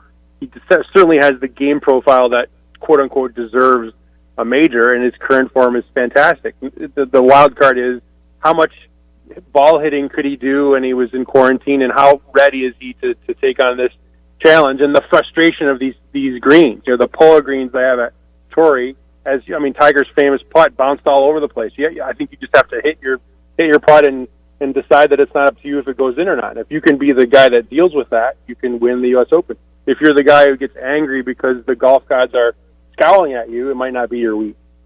Speaking of putting, I think Justin Thomas has been playing like too many practice rounds with his friend Jordan Spieth. I'm not sure, but he won the Players back in March. I thought, all right, here we go. Justin Thomas is going to have a huge year. He's not been very good since then. Missed the cut at the PGA. Hasn't putted well, but I kind of have a little bit of a good feeling about him here. What's your take on Justin Thomas and Jordan Spieth going into this deal? Well, Justin, bad putting. And it's really, and he was one of the strongest putters on the tour. So when that vanishes, that's a lot to vanish. It's not like he was a tour average putter. The only thing that's a salvation when it comes to that is if your ball hitting is on point. The U.S. Open is traditionally not a track meet, so it's not like you have to go 20 under to win and run birdie putts in from everywhere. I don't see anything with his current form that would make me want to put money or want to bet on him. Jordan Spieth, on the other hand, you can just see the confidence emanating out of him in comparison to the place he was even 6 months ago. And that doesn't mean that the crooked shot isn't still in there, because it is, but I think he believes that he has low rounds in him and that he can hit the shots he needs when he needs them. And this kind of golf course too, because it's a puzzle, because it's a challenge, it suits somebody like Jordan, who has an incredibly strong mind. He doesn't get pushed off by an unlucky break. He doesn't get too high by a lucky break. And that's such a great weapon to have at a U.S. Open in comparison to one of those Bob Hope track meets like we were talking about. And finally, Rory McIlroy. If I told you when he was 25 years old, when he won his 4th major, if I told you when he's 32 years old, he'll have 4 majors, you'd think we were absolutely nuts. He at times has looked like his game was coming back. Now he's 32 years old. Should be absolutely smack dab in the middle of his prime at 32. We know that when he's hitting it good, he's hitting it straight as a pin and long. Rory McIlroy, can we see him at the top of that leaderboard on Sunday? Well, I think he is in the middle of his prime, and I think what Tiger did is that he made it look easy to win majors, and it's not.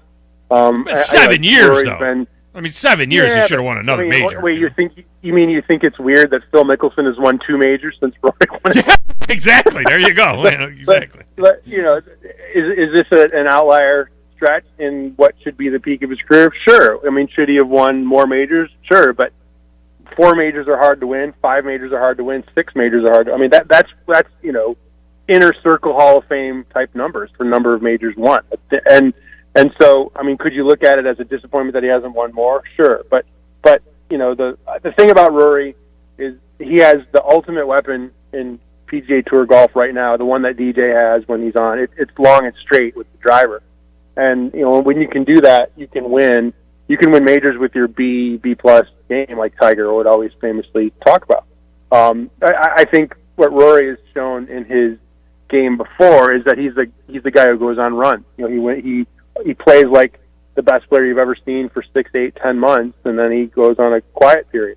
That's just fundamentally different than what Tiger did. Tiger was just this relentless force year after year after year. And I think the reality, going back through the history of tour golf, is it's more like what Rory's career profile is, and not like Tiger, where you're just relentless like that. I mean, you have Tiger and Jack, who were the relentless guys over long stretches of time. Everybody else, it was like lightning hitting every once in a while, and that's probably a more accurate assessment of what top-level tour golf is.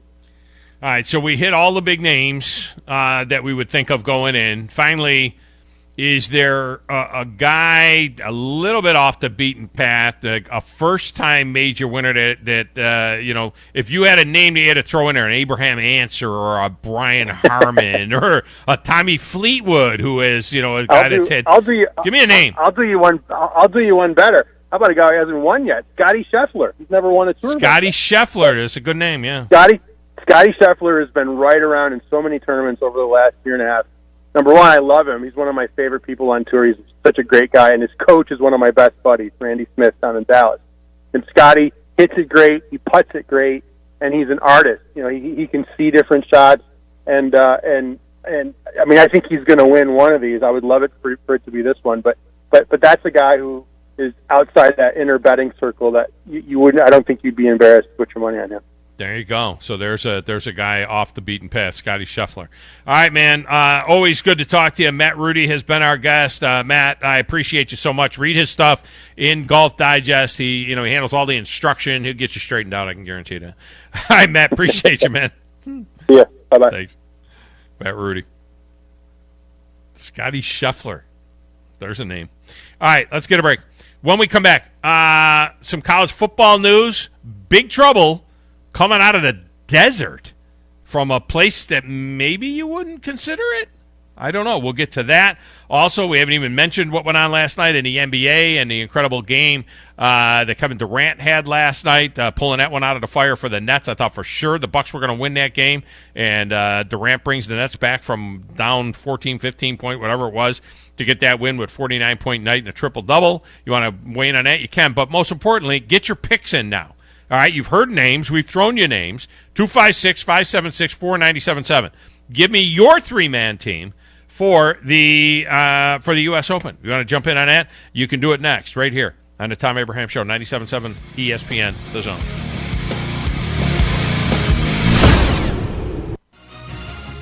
You're listening to the Thom Abraham Show on 97.7 ESPN, The Zone.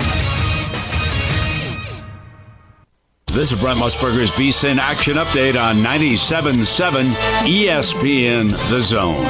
This Action Update is brought to you by Keeps. Tired of losing your hair?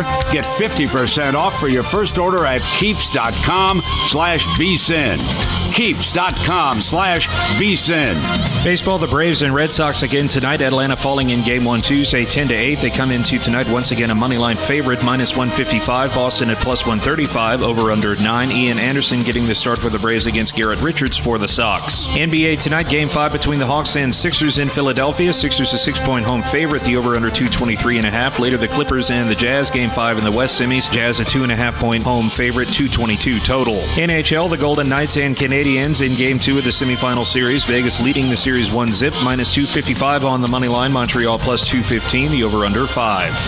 I'm Trey Westerberg, 97.7 ESPN The Zone.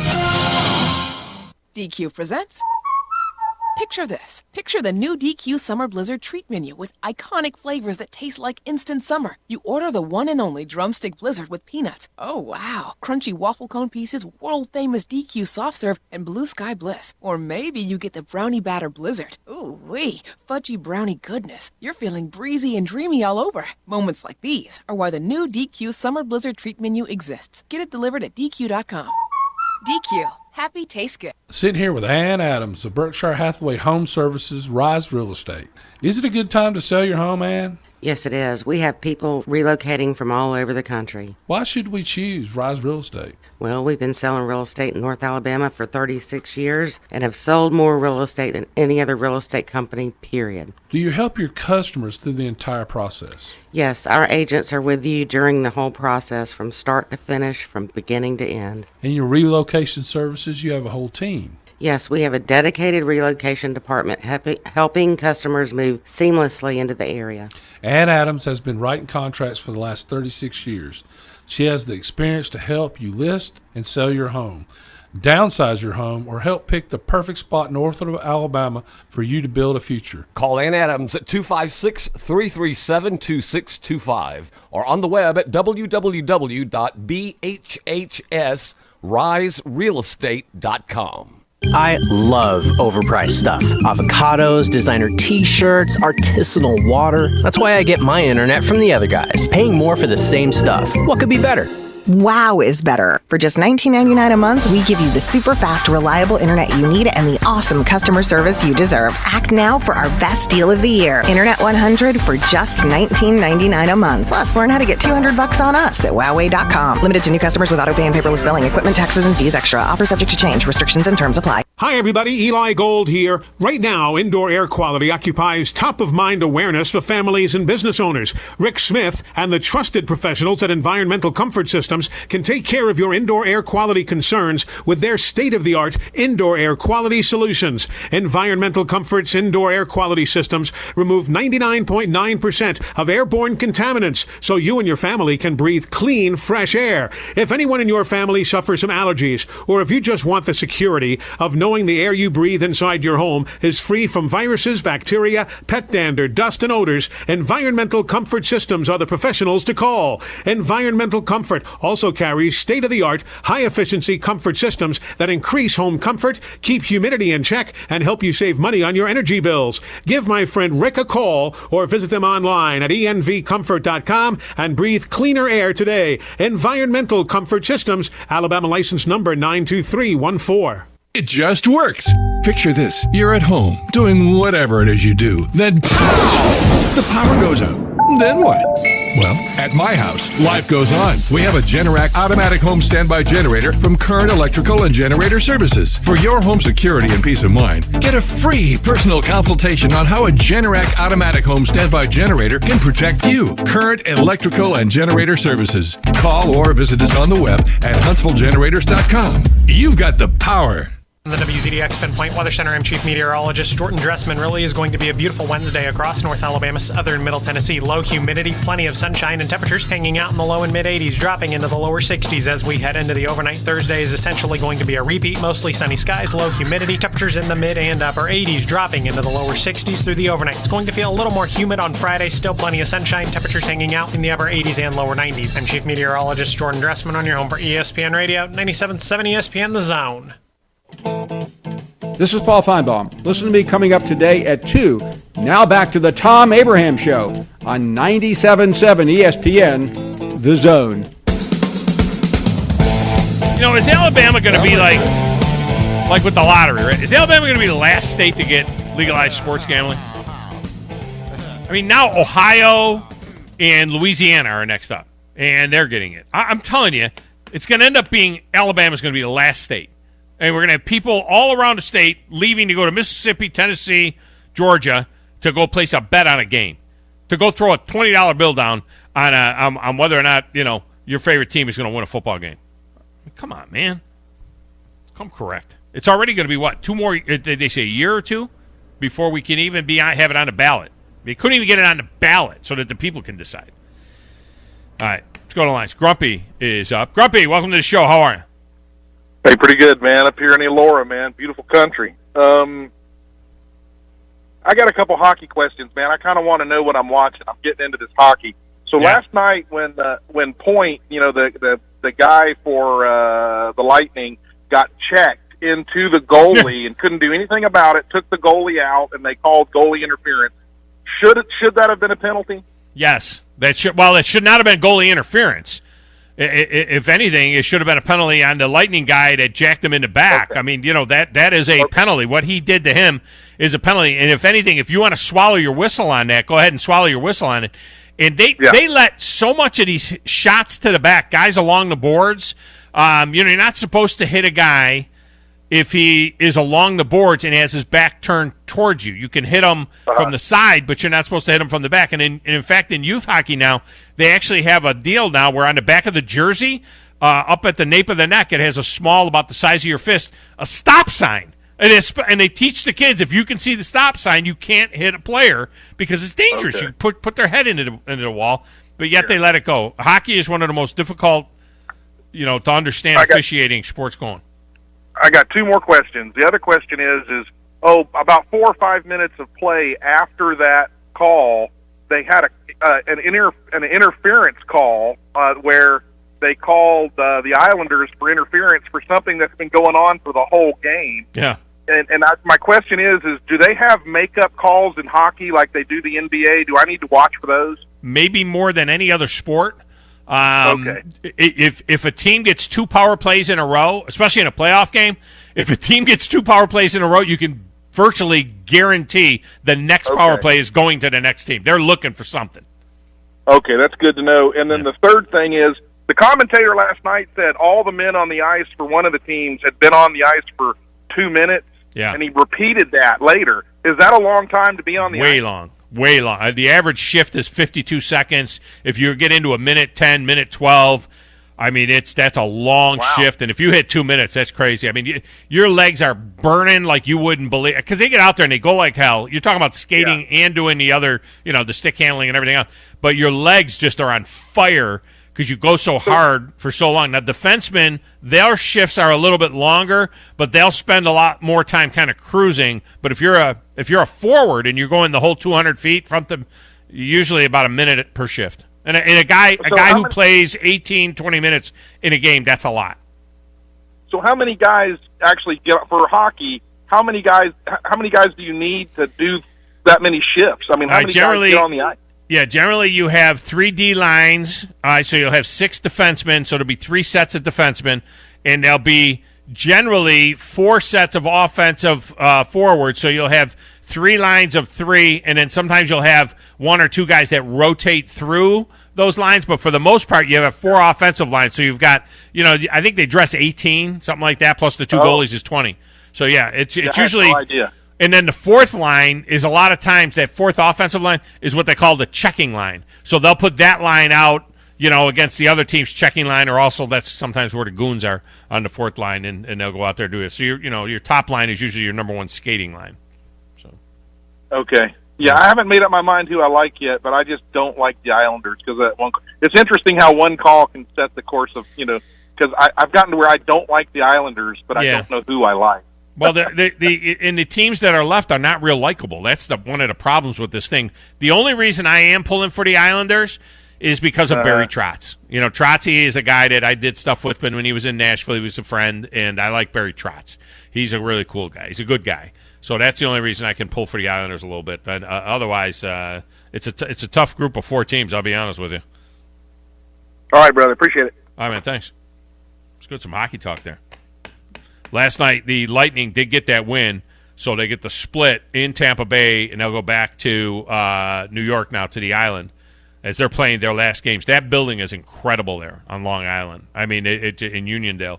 It's just absolutely incredible, and that they're playing their last games there. It has a very low ceiling, so it's very, very loud, that building. I've been in that building. Tonight it'll be Game 2 between the Canadiens and the Vegas Golden Knights. Brandon is up next. Brandon, welcome to the show. How are you? Man, I'm headed to pick up some brisket. I'm fantastic. Well, hey, going to get the brisket is about as good as it gets. I'm going to give you my 3 for golf. All right, go ahead. Phil, DeChambeau, And then the guy that just named, the guy you interviewed said he named somebody who'd never won before was a good ball striker. Scotty. I'll take him. Okay. Scotty Scheffler. Yeah. Scheffler, there we go. I was wanting to call him Sheffield. I didn't want to say it wrong. Not Xander Schauffele, Scotty Scheffler. So just we got to make sure we get the right guy. Scotty Scheffler, just so you know who to pull for. All right, well, I'll be watching that one. And if DeChambeau and Koepka just threw clubs down and just went at it on the course, would anybody even know that the NBA playoffs are going on? Oh, my God. That would be hilarious. No, it would be the biggest story in sports since Elin took a 7-iron upside Tiger Woods' grill. I mean, is that what golf needs? Does golf need people to just really go at it with a lot of vitriol to create good guys and bad guys so that you got somebody to root for and somebody to root against instead of it always... Well, it's always been that. It's always been when it's best. When they're all buddy-buddy, it sucks. You know what I mean? It was best when they all hated Jack Nicklaus back in the 60s, in the mid-60s and stuff. And then there's always guys that they don't like or certain guys that they don't like. So it's always good to have a little bit of angst. That's why the Ryder Cup does so well, because you've got guys that people don't like, in the Ryder Cup. Ian Poulter, everybody hates that guy, and everybody hates Patrick Reed, and the Euros all hate Patrick Reed. They hated Seve. Seve would do, there's gamesmanship. We don't have enough gamesmanship now in golf. And Koepka is kind of like, he don't care about anybody. He just doesn't care. He's kind of like, and that's how Tiger was.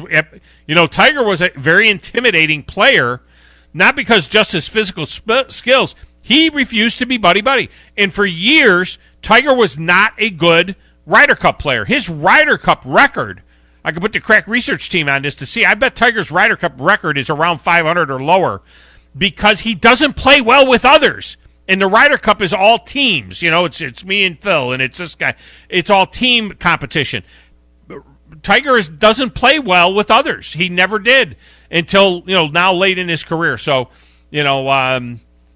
I think, you got to have that. And this thing between Brooks and Bryson, being that they're two of the best 5 players in the world, is really good. I mean, this is good stuff.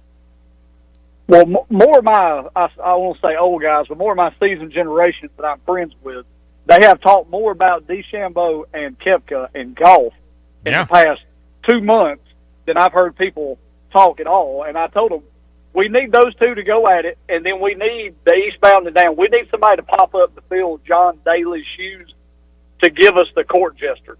Somebody that's good enough to be relevant, but just a complete sideshow. I just feel like that's what we need to get golf back to being as prevalent as it was. That's good. I mean, for a minute we've had different characters. Remember Bo? God, what was his name? Boo Wheatley.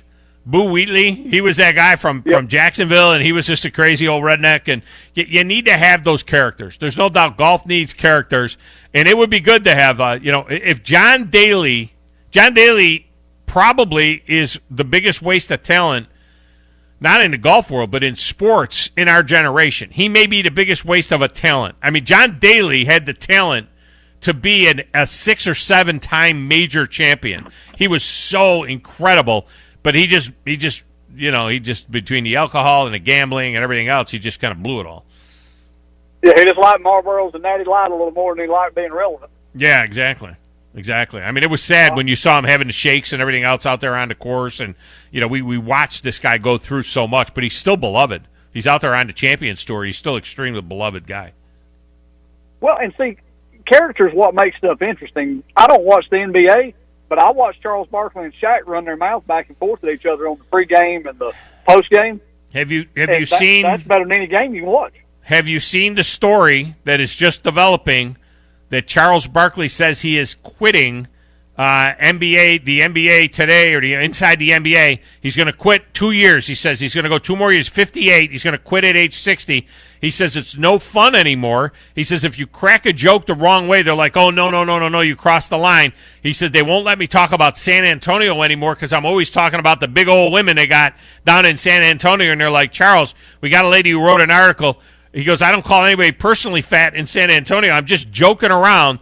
He said that we've been having fun like that. in 10 to 15 years, whenever we go to San Antonio, people have fun with it. They got T-shirts that have been made up and stuff, and yet he gets in trouble anytime he says anything with it. He says, I'm trying to hang on for another couple of years until I'm 60, and then they can kiss my ass. He says, I'm done. He says, I can't take it anymore. Cancel culture. Charles Barkley saying he can't take the cancel culture anymore, and he's going to quit. Well, character sells. Character makes people listen.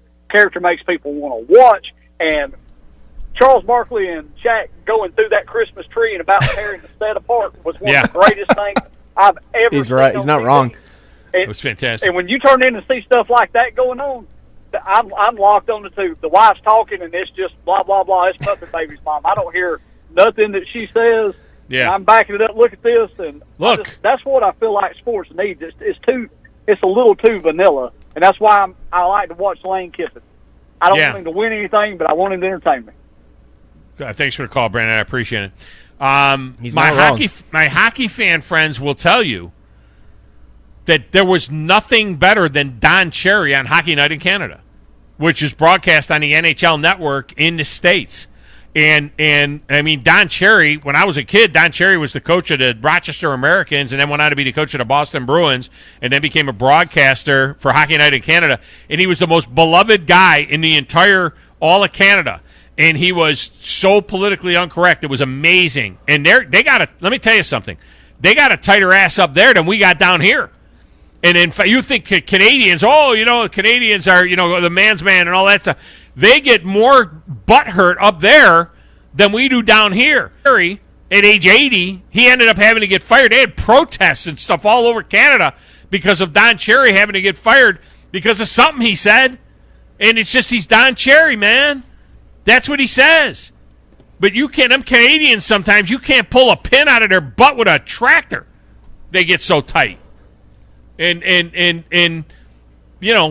I on a Saturday night, if I was anywhere near my house on a Saturday night, seriously, I'm talking up until 2 years ago when he got canned, I would literally, whatever I was watching, I would time it up. If I wasn't watching the hockey game on the NHL Network when they carried Hockey Night in Canada, I would tune in about 6:40, 6:50 Eastern Time to make sure I caught the first intermission in Coach's Corner with Don Cherry.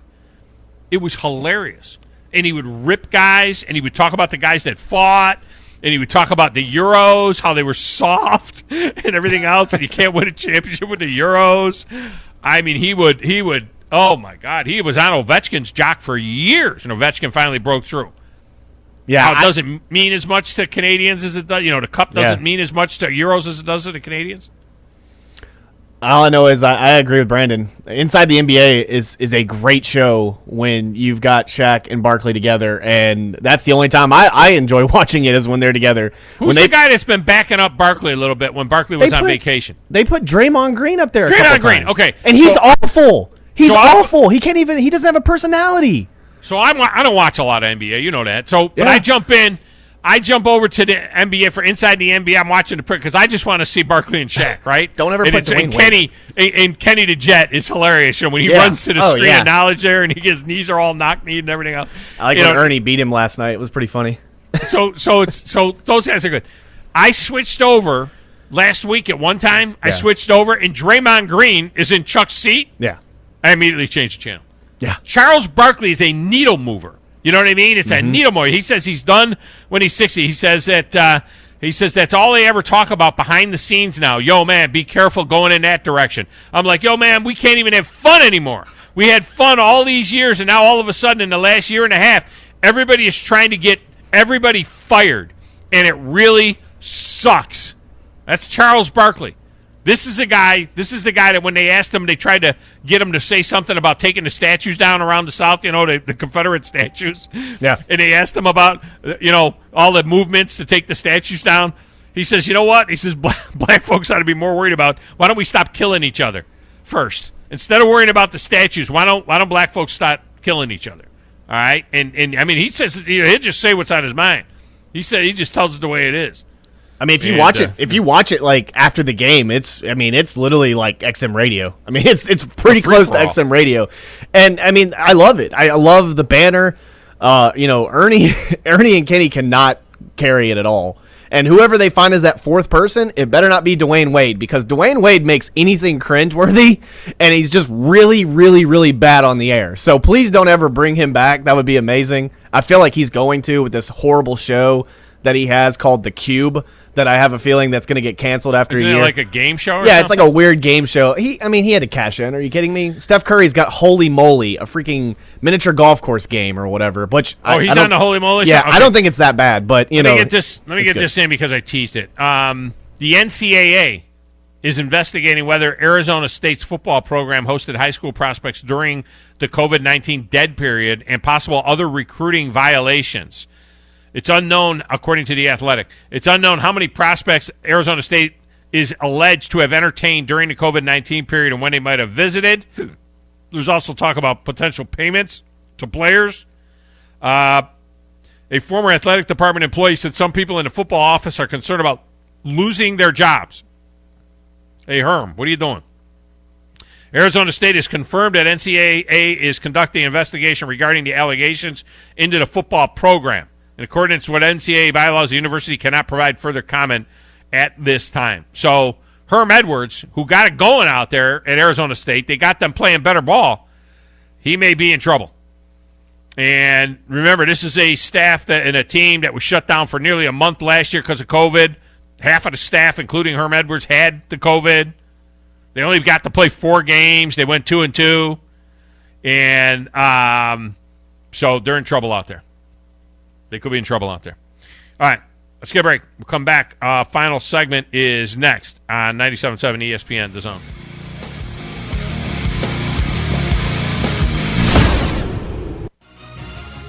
You're listening to the Thom Abraham Show on 97.7 ESPN, The Zone. Listen to The Drive with Wes Neighbors and Steve Moulton. Heather Dinich. We're talking about the 6 highest ranked conference champions. That's why the selection committee's role will still be important, because if you look at last year, Oregon, the Pac-12 champ at number 25, you're out of luck. Oh, God. Listen to The Drive, weekdays starting at 5 p.m. on 97.7 ESPN, The Zone.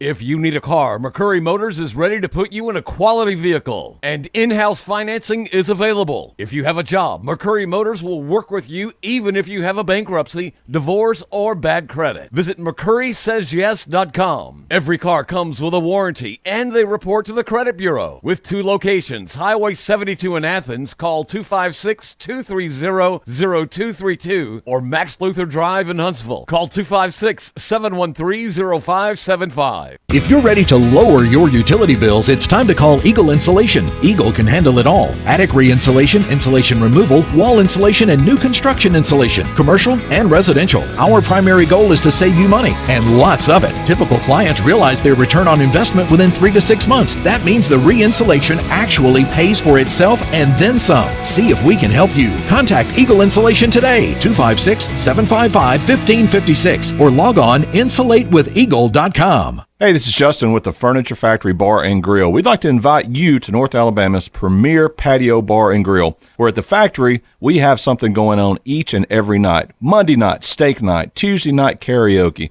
Wednesday night, the Jeep community comes out for Jeep Jam. Thursday, it's bike night, the biggest in the valley. Friday and Saturday, live concerts on our 4,000 square foot patio, along with drink specials and a beautiful staff. What are you waiting on? We will see you at the Furniture Factory Bar and Grill. Tired of the same old menu options everywhere you go? Then you need to try Metro Diner in Huntsville and Madison. The award-winning Metro Diner serves up signature dishes like their Charleston shrimp and grits, famous fried chicken and waffles with strawberry butter, and lots more. Their entire menu is available anytime, breakfast, lunch, or dinner. And stop by for brunch on Saturday or Sunday and enjoy the lowest price mimosas in town. Airport Road, Huntsville, and Highway 72 in Madison. In diner or at home, make it Metro Diner.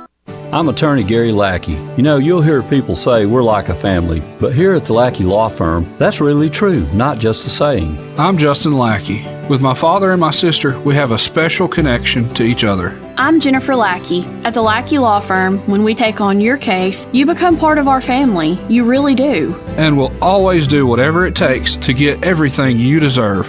If you're injured, you worry about getting well, not about paperwork or insurance companies or figuring out how to get to your lawyer's office. I'll come to you. We worry about your case so you don't have to. When you've been injured, we know that your case is probably the biggest thing going on in your life. More important than almost anything else. And it's important to us too, for one simple reason. Family takes care of each other, and at the Lackey Law Firm, we'll take care of you. The Lackey Law Firm. The Lackey Law Family. 1-800-4-RIGHTS. No representation is made that the quality of the legal services to be performed is greater than the quality of legal services performed by other lawyers.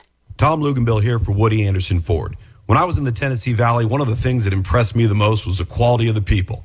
People like Bobby White and his team at Woody Anderson Ford. And now you can experience the tremendous new service lanes and showroom at Woody Anderson Ford, at Jordan and Sparkman, or just stop by for breakfast or lunch at Henry's Mustang Cafe. And in Madison, visit Woody Anderson of Madison on Hughes Road, just south of 72. Like a great college football tradition, always there, Woody Anderson Ford.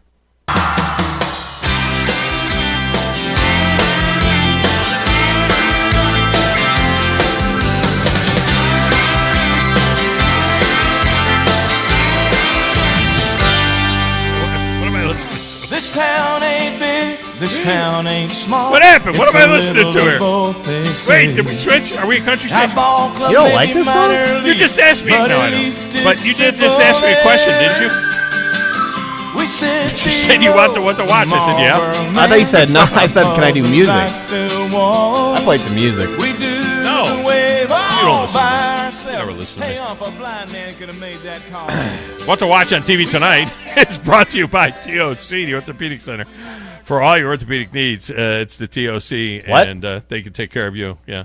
Boston and Atlanta on ESPN tonight at 6 o'clock, which means Grizz gets to watch his team crash and burn. Did you watch it all last night, or did you just listen here on the Zone?